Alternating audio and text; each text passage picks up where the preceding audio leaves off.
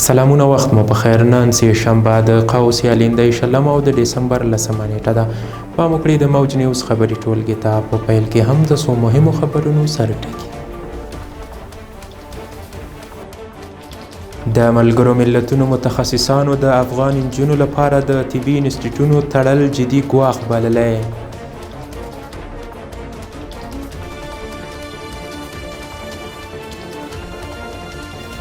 د افغانستان اسلامي امارت پر سوریه د اسرائیلو بمباریو غندنه کړې.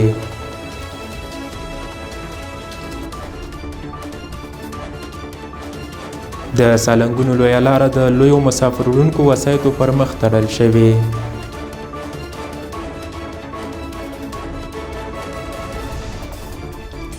اوچا وایي په افغانستان کې 23.7 میلیونه کسان بشري مرستو ته اړتیا لري.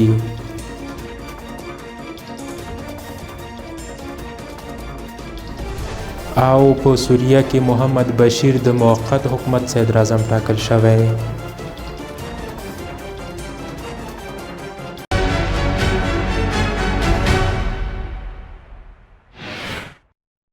اوس هم بشپړ خبرونه. زه وحید الله توحیدی یم. د ملګرو ملتونو متخصصانو د افغان نجونو لپاره د طبي انسټیټیوټونو تړل د روغتیا برخه کې جدي ګواښ بللی دی. د ملګرو ملتونو د متخصصانو ډلې په افغانستان کې د نجونو لپاره د طبي انسټیټیوټونو د تړل کېدو په اړه اندېښنې څرګندې کړي دي. دوی په یو اعلامیه کې ویلي که دا پریکړه پلي شي نو د افغان ښځو او نجونو روغتیا به جدي ګواښ سره مخ شي او د ناروغیو او مړینې کچه به لوړه شي.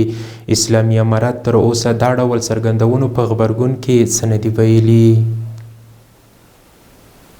د افغانستان اسلامي امارت د بهرنیو چارو وزارت د یوې اعلامیې په خپرولو سره د سوریې پر خاوره د اسرائیلو پرله پسې بمباریو په کلکو ټکو غندنه کړې.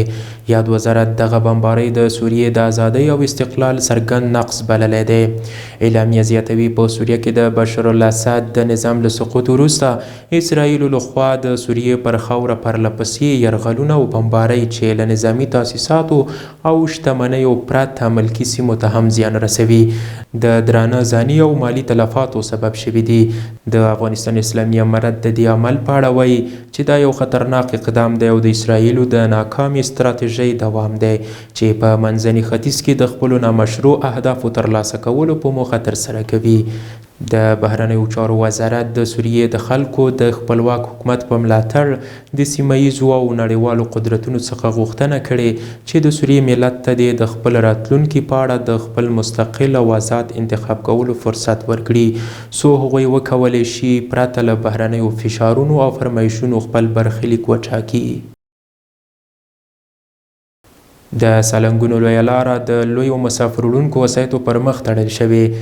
د افغانستان د ټولګټو وزارت ویان محمد اشرف حق شناس ویلي چې د واورې او طوفان له امله د سالنګونو لویه لاره د لویو مسافر وړونکو وسایطو لپاره د روان کال د جدي میاشتې تر 4 نیټې پورې تړل شوې ده. نوموړی زیاتوي کوچني تیز رفتاره مسافر وړونکي وسایط کولی شي د فرعي لارې څخه تګ و راتګ وکړي. وزارت له ټولو هیوادوالو او موټر چلوونکو څخه د احتیاط غوښتنه کړې او ټینګار یې کړی چې د ترافیکي قوانینو مراعات او د کاریدونکو تجهیزاتو لکه زنځیر باید له ځان سره ولري.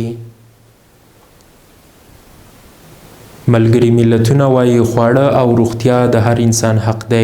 نن د ډسمبر 10مه د بشري حقونو نړیواله ورځ ده چې په 1948 کال کې د ملګرو ملتونو عمومي مجمع لخوا تصویب شوه.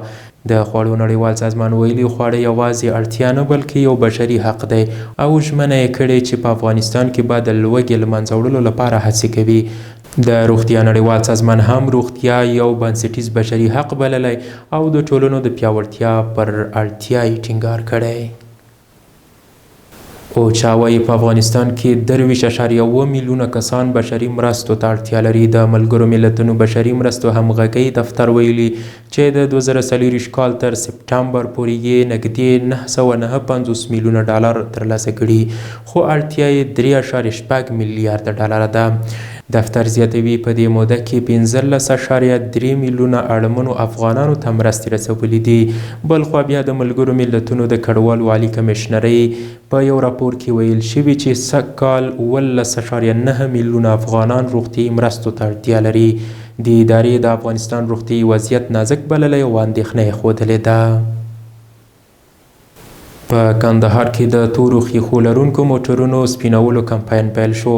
د کورنیو چارو وزارت ویان مفتي عبدالمتین قانع وایي د کندهار امنیه قومندانۍ د امنیت ټینګښت په موخه د تورو ښیښو لرونکو موټرونو سپینولو کمپاین پیل کړ. نوموړی زیاتوي د کمپاین هدف د هغو موټرونو درول دي چې د ښار په بېلابېلو سیمو کې تګ راتګ کوي او تورې ښیښې لري. د امنیتي ځواکونو له لوري د کمپاین په ترڅ کې د ښیښو تور پلاستیکونه انتنونه او نظامي اشارې لرې کیږي. د مسؤلینو په خبره دغه لړۍ به د هیواد په ټولو ولایتونو کې په دوامداره توګه جاري وي. لغمان کې د خپل هیواد خپل تولید په نوم درې ورځنی نندارتون پرانیستل شو. د لغمان ولایت مقام ویلي چې د یاد ولایت په مرکز مهترلام کې د خپل هیواد خپل تولید تر نامه لاندې درې ورځنی نندارتون نن پرانیستل شو.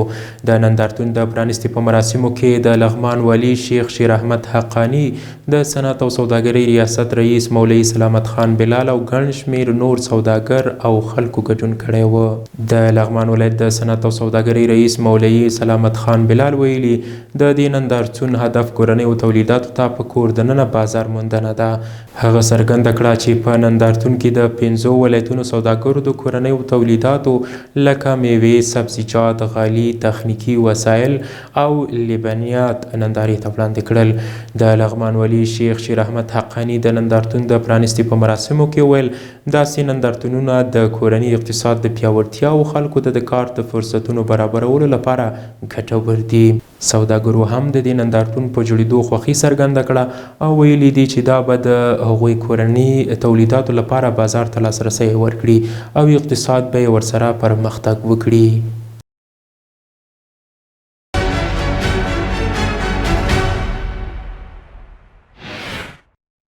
او په سوریه کې محمد بشیر د موقت حکومت صدر اعظم ټاکل شوی. د بشار الاسد رژیم له نسکورېدو وروسته تحریر الشام د یو موقت حکومت جوړولو په چارو بوخت دی. د راپورونو له مخې محمد بشیر چې د تحریر الشام غړی دی د دې حکومت صدر اعظم ټاکل شوی. محمد بشیر د ادلب ولایت اداره کوله چې هیئت تحریر الشام تر کنټرول لاندې و. د بشار الاسد رژیم صدر اعظم محمد غازي جلالي ویلي چې د واک د انتقال پروسه کې به مرسته وکړي. راپورونه وایي چې د بشار الاسد مخالف ځواکونه اوس د دمشق ښار او دولتي ودانیو بشپړ کنټرول لري. د موج نیوز درنو کتونکو دا و د دې مهال مهم او وروستي خبرونه. تر بیا ښه وخت.